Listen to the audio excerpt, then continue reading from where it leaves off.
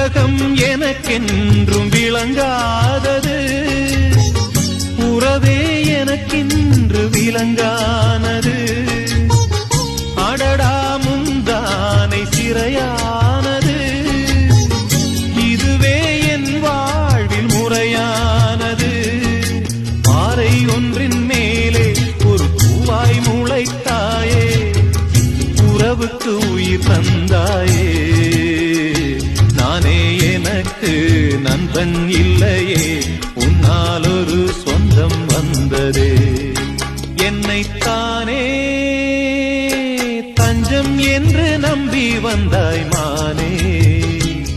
உயிர் பூவெடுத்து ஒரு மாலையிடு, விழி நீர் தெளித்து